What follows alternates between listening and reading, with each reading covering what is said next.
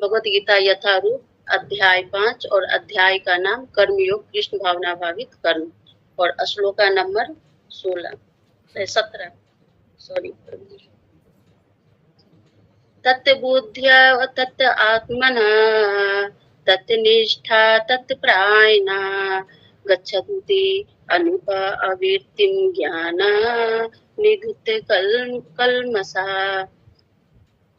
तत् बुद्धिया नित्य भगवत प्रायणा बुद्धि वाले, तत् आत्मना जिसके मन सदैव भगवान में लगे रहते हैं, तत् निष्ठा जिनकी श्रद्धा एकमात्र परमेश्वर में है, तत्परायणा जिन्होंने उनकी शरण ले रखी है, गच्छन्ति जाते हैं, अनुपह अवृत्ति मुक्ति को, ज्ञान द्वारा निधुत शुद्ध किए गए, कल्मषः पाप अविधा। अनुवाद तात्पर्य श्रील प्रभुपाद की जय। जब मनुष्य की बुद्धि मन श्रद्धा तथा शरण सब कुछ भगवान में स्थिर हो जाते हैं, तभी वह पूर्ण ज्ञान द्वारा समस्त कल्मष से शुद्ध होता है और मुक्ति के पथ पर अग्रसर होता है। तो यहाँ पर ही बता रहे प्रभुपाद जी कि जब मनुष्य की बुद्धि, तो हम पीछे श्लोक से देखते आ रहे हैं, 6-7 श्लोक से देखते आ रहे हैं कि भगवान मनुष्य को क्या बोल रहे हैं कि इसे हर इंद्रियों को, सारे इंद्रियों को, कान है, नाक है, जीभ है, त्वचा है, सारे इंद्रियों को क्या बता रहे हैं कि भगवान में लगाने के लिए। हम 7 श्लोका में भी हम देखे थे कि 7 श्लोका में भी क्या बोले थे कि दिव्य भावना मृत युक्त पुरुष, जो दिव्य जो कृष्ण भावना भावित व्यक्ति जो है, तो वो क्या करते हैं, जब सुनते हैं, स्पर्श करते हैं, सुनते हैं, खाते हैं, फिरते हैं, सोते हैं, हर चीज में क्या करते हैं भगवान का। तो ऐसे ही इस श्लोका से हम देखते आ रहे हैं कि भगवान कभी कर्म के बारे में बता रहे हैं कि हमें कैसा कर्म करना चाहिए, और जो भी कर्म करना चाहिए तो हमें आसक्ति रहे, उससे आसक्ति नहीं रखना चाहिए। और इंद्रिय जो भगवान हमें जो इस शरीर को दिए हैं, तो क्या बता रहे हैं कि इस शरीर खुद के लिए नहीं मिला है, ये क्या मिला है, भगवान के शरण में लगाने के लिए हमें मिला है। तो हम देखते आ रहे हैं कि इस श्लोका से भगवान बता रहे हैं कि कर्म क्या करना है, इंद्रियों को किस में लगाना है। जैसे पिछले अध्याय में इसके श्लोका में भी बताया गया था, 12-13 श्लोका में भी बतलाया गया था ना कि जो मेरे शरीर में 9 द्वार होते हैं, 9 द्वार होते हैं। तो 9 द्वार क्या होते हैं, जब ज्ञान रूपी पूर्ण से पूरा प्रकाशित हो जाएगा, जब भी हम समझेंगे कि हम भगवान के शरण में हम अपने 9 द्वार को लगाए हैं। जैसे हम कल के लेक्चर में भी सुने थे कि 9 द्वार के बारे में प्रभु जी बताए थे कि जब हम सतोगुण, जब रजोगुण तमोगुण से ऊपर उठ जाएंगे और सतोगुण, शुद्ध सतोगुण शुद्ध सतोगुण में भी आ जाएंगे, तो क्या होगा, हमारा 9 द्वार क्या होगा, ज्ञान रूपी से प्रकाशित हो जाएगा। जैसे अंधकार रहता है, तो अंधकार में कुछ भी नहीं हम देख सकते हैं, लेकिन वही सूर्य की प्रकाश जब होती है तो क्या होता है, वो अंधकार रूपी अंधकार सूर्य रूपी प्रकाश से अंधकार क्या होता है, खत्म हो जाता है। तो यहाँ यही बता रहे हैं कि जब मेरे अंदर जो अंधकार है, मेरे अंदर जो चित्त में जो बैठा हुआ पाप है, मैल है, तो उसको हम जब अपने इंद्रियों को, सारे इंद्रियों को, 9 द्वार को, कर्म को जब हम भगवान के शरण में लगाएंगे, जब भी हम इस अवस्था पर आएंगे कि बुद्धि मन श्रद्धा, जब तक अपने इंद्रियों को नहीं लगाएंगे, जब तक हम इस अवस्था पर नहीं आएंगे। पहले इंद्रियों को लगाएंगे, जब भी तो मेरा बुद्धि श्रद्धा भाव आएगा, और हम अपने इंद्रियों को लगाएंगे ही नहीं तो बुद्धि श्रद्धा भाव आएगा कहाँ से। हम अपने आंख को गलत चीज देखेंगे, कान से गलत चीज सुनेंगे, तो मेरा श्रद्धा तो वही चीज पर जाएगा, भाव तो वही चीज पर रहेगा, निष्ठा तो वही चीज पर रहेगा। लेकिन हम अपने इंद्रियों से भगवान का विग्रह को देखेंगे, नाक से भगवान का चढ़ाया हुआ फूल को सूंघेंगे, पांव से भगवान का मंदिर जाएंगे, कान से भगवान का कीर्तन सुनेंगे, जब भी मेरे अंदर क्या होगा, भाव, भगवान के प्रति भाव आएगा, निष्ठा आएगा, श्रद्धा आएगा, जब भी हम भगवान के शरण में लग पाएंगे। तो यहाँ यही बताया जा रहा है कि जब मनुष्य की बुद्धि मन श्रद्धा तथा शरण सब कुछ भावना भगवान में स्थिर हो जाते हैं, तभी वह पूर्ण ज्ञान द्वारा कल्मष से शुद्ध हो जाता है। जो उनके अंदर जो कल्मष है, जो पाप भरा हुआ है, जब भगवान में हम ये चीज को लगा देंगे, बुद्धि मन श्रद्धा शरण, तब जाकर मेरा क्या होगा, कलमश खत्म हो जाएगा। ये पाप रूपी जो कलमश मेरे अंदर है वो धुल जाएगा। किससे धुलेगा? जो चैतन्य महाप्रभु हम लोग को कलयुग में दिए हैं, नाम रूपी यज्ञ, जो हरे कृष्णा कृष्णा कृष्णा हरे हरे, हरे राम राम राम हरे हरे। तो श्रद्धा पूर्वक जब हम भगवान का कीर्तन करेंगे, जपा करेंगे, तब जाकर मेरा क्या होगा, ये मन बुद्धि हमारा शुद्ध होगा और भगवान में हमारा मन लगेगा। और मुक्ति के पथ पर अक्सर मतलब मुक्ति जब ही हमें मुक्ति मिलेगा, क्योंकि हम समझ जब हमारे अंदर ये मन श्रद्धा शरण, और जब हम समझ पाएंगे कि इस धरती मतलब इस भौतिक संसार में हम क्यों आए हैं और मेरा आने का क्या लक्ष्य है, और मैं हूँ कौन और भगवान है कौन और भगवान से क्या संबंध है, जब हम ये चीज को समझ जाएंगे और अपने इंद्रियों को लगा देंगे, और जब मेरे अंदर श्रद्धा भाव आ जाएगा, तो क्या होगा, मेरे अंदर से कलमश खत्म हो जाएगा और हम मुक्ति के पथ पर हम अक्सर करेंगे और भगवान के धाम को हम जा सकेंगे। तो हम ये चीज देख सकते हैं कि हमारे गुरु महाराज भी मतलब थे। हमारे गुरु महाराज तो सारे इंद्रियों को, सारे धन दौलत को, मतलब इंद्रियों के साथ साथ क्या धन दौलत को भी, अपने घर द्वार को भी त्याग दिए और सारे क्या करे, भगवान के ओर मतलब अक्सर कर दिए। तो उनके अंदर तो बिल्कुल कलमश नहीं था। हर कोई के लिए उनके अंदर मतलब प्यार था, भाव था, श्रद्धा था। भगवान के साथ साथ मतलब मनुष्य के अंदर भी, मनुष्य के लिए भी उनके अंदर श्रद्धा था, भाव था, विचार था। तो ऐसा ही व्यक्ति जो कृष्ण भावना भावित, पूरे तरह से दिव्य ज्ञान, उनके अंदर पूरी तरह से दिव्य ज्ञान, बिल्कुल कृष्ण भावना भावित, वही व्यक्ति के अंदर क्या आएगा, श्रद्धा आएगा, मन बुद्धि श्रद्धा भाव सब काम करेगा और भगवान की ओर वो बढ़ेगा और उनका क्या होगा, मुक्ति होगा। हरे कृष्ण। तात्पर्य श्रील प्रभुपाद की जय। परम दिव्य सत्य भगवान कृष्ण ही है। तो यहाँ प्रभुपाद जी बता रहे हैं कितने सुंदर कि परम दिव्य सत्य है, मतलब जो परम दिव्य सत्य कौन है, भगवान है। तो हमें यही जानना चाहिए कि भगवान ही परम सत्य है, भगवान के अलावा कोई भी नहीं परम सत्य है। जैसे बताते हैं ना, ब्रह्म संहिता में बताते हैं भगवान कि ईश्वर परम कृष्ण सचिदानंद विग्रह, अनादि विग्रह गोविंद सर्व कारण कारण। तो गोविंद नाम से ही विख्यात श्री कृष्ण परमेश्वर है, मतलब गोविंद है, परमेश्वर है, और उनका शरीर क्या है, सनातन है, आनंदमय है तथा आध्यात्मिक है। तो हम ये चीज जान सकते हैं कि भगवान ही श्री कृष्ण है और भगवान ही आनंद देने वाले हैं, और तीनों लोके के स्वामी कौन है, भगवान ही है, हम नहीं है। तो हमें इस चीज का ज्ञान होना चाहिए कि हम तो उनके क्या है, नित्य दास हैं, और जो भी है तो वो भगवान है। भगवान कौन है, श्री कृष्ण है। हमें 56 करोड़ मतलब 56 को कितने बताते हैं देवी देवता, तो वो सब क्या है, देवी देवता है, और भगवान तो एक ही है, श्री कृष्ण है। तो हमें ये ज्ञान होना चाहिए, ये दिव्य ज्ञान हमें होना चाहिए कि भगवान श्री कृष्ण है।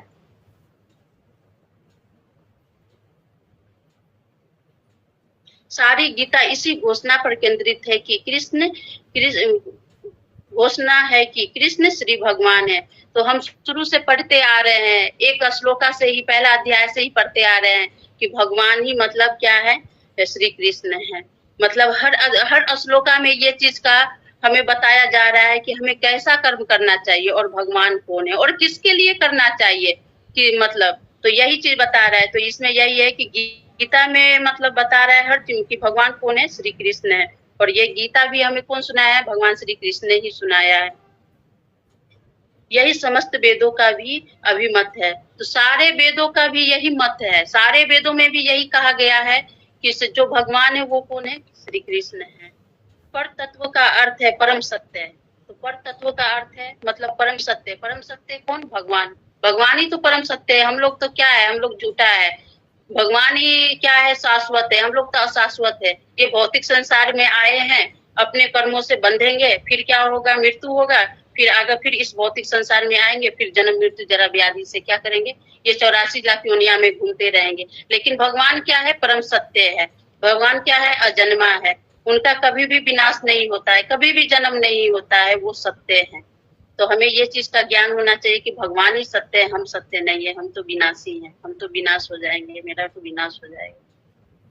जो भगवान को ब्रह्मा परमात्मा तथा भगवान के रूप में जानने वाले द्वारा जानने वालों द्वारा समझा जाता है। भगवान ही इस परम तत्व की प्रकाष्ठा है। तो यहाँ बताया गया है ना कि जो भगवान को ब्रह्मा, तो भगवान को ब्रह्मा मतलब हम देख सकते हैं कि निर्विशेषवादी क्या होता है कि एक रोशनी को भगवान के मतलब जो तेज निकलता है उसको मतलब उसी को देखता है और उसी में लीन हुआ रहता है कि यही क्या है, परम सत्य है, यही भगवान है।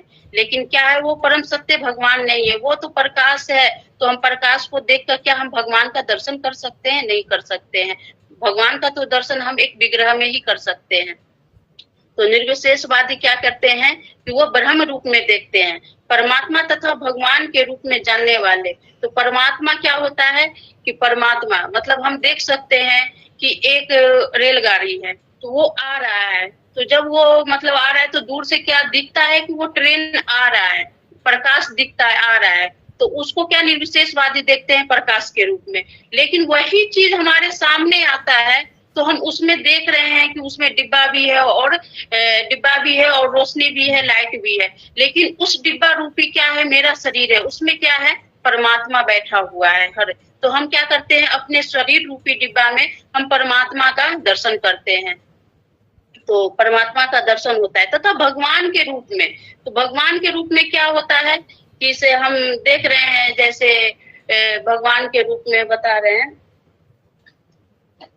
कि वो ट्रेन जो लाइट भी है और डब्बे भी है, उसमें क्या है, जो ट्रेन उसमें लाइट भी है और डब्बा भी है, दोनों चीज है, और उसमें सारी यात्री भी है, और उसका ड्राइवर कौन है, भगवान है, भगवान है। यात्री क्या है, संसार के प्राणी के द्वारा, यात्री है संसार के प्राणी के द्वारा, और ट्रेन क्या है, संसार, ट्रेन है संसार और यात्री है संसार के प्राणी, और ड्राइवर कौन है, भगवान। तो हम क्या देखते हैं कि इस संसार रूपी इस शरीर से हम क्या करते हैं, भगवान का दर्शन करते हैं।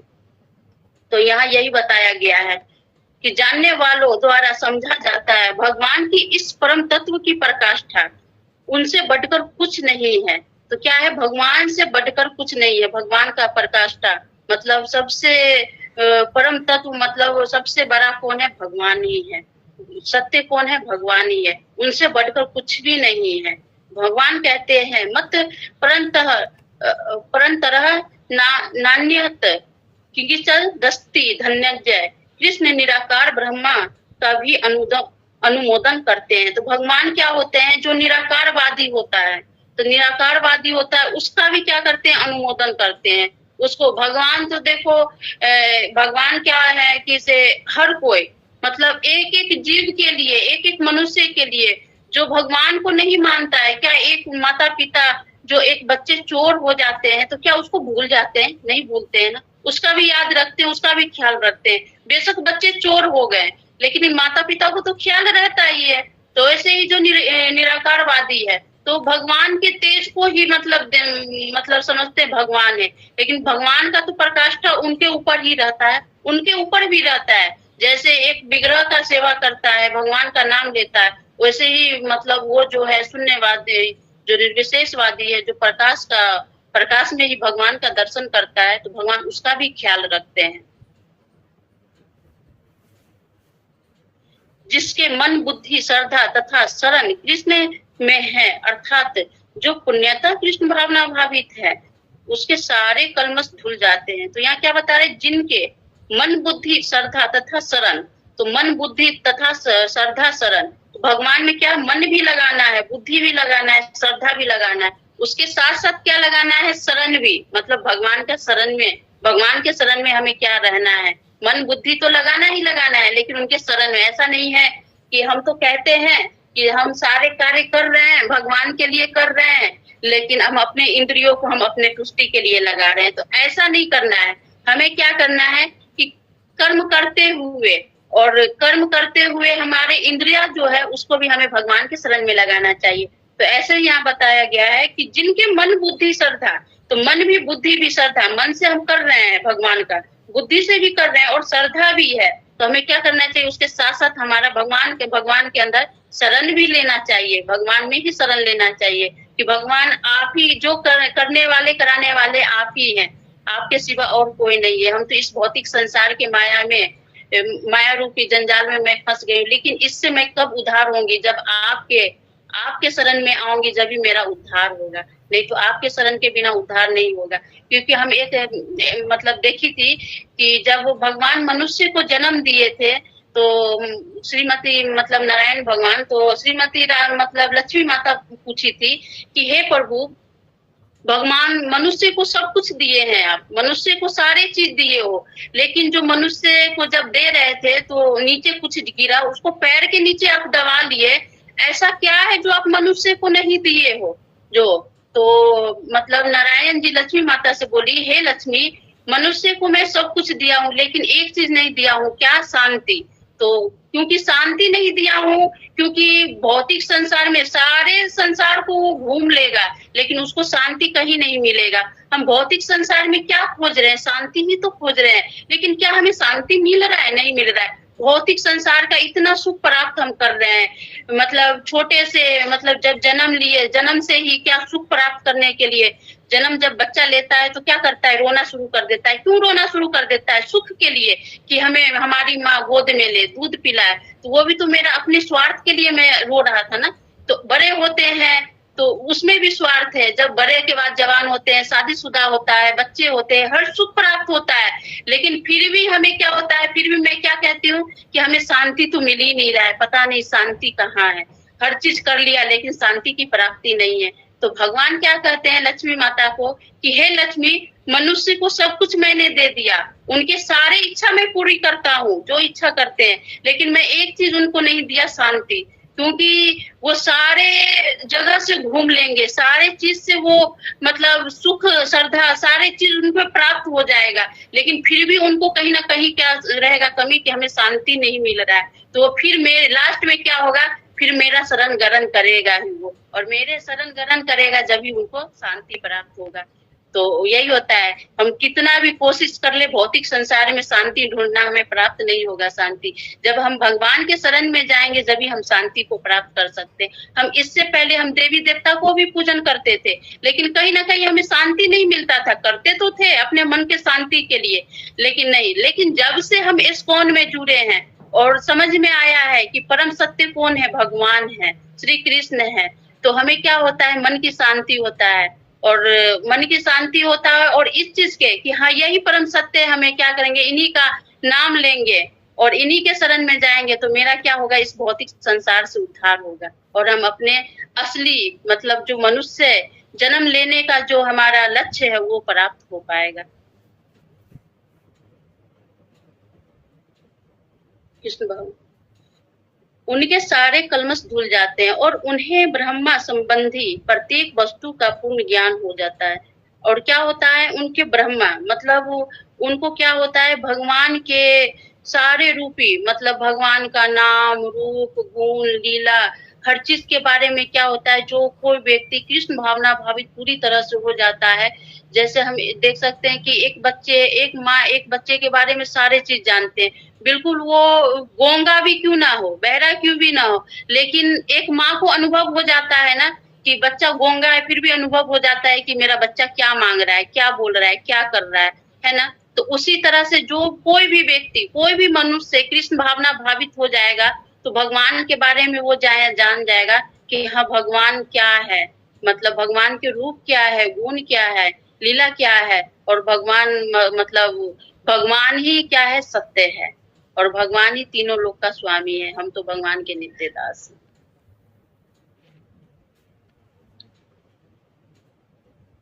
कृष्ण भावना भावित व्यक्ति यह भली भांति समझ सकता है कि कृष्ण में द्वैत है, एक साथ एकता तथा भिन्नता, और ऐसे दिव्य ज्ञान से युक्त होकर वह मुक्ति पथ पर सुस्थिर प्रगति कर सकता है। तो यहाँ क्या बता रहे हैं प्रभुपाद जी कि कृष्ण भावना भावित व्यक्ति यह भली भांति समझ सकता है। तो कृष्ण भावना भावित व्यक्ति तो जानता ही है कि हाँ कृष्ण ही द्वैत है, कृष्ण ही मतलब कृष्ण में ही सारा चीज है, कृष्ण ही द्वैत है। और एक साथ एकता तथा भिन्नता मतलब एक ही साथ वो भगवान क्या है, यहाँ कृष्ण भावना भावित समझ सकते हैं कि भगवान ही द्वैत है। और वो क्या कृष्ण भावना भावित लोग क्या मतलब किसी में भी क्या करते हैं? मतलब एकता और भिन्नता, मतलब एकता रखते हैं और भिन्नता नहीं करते हैं।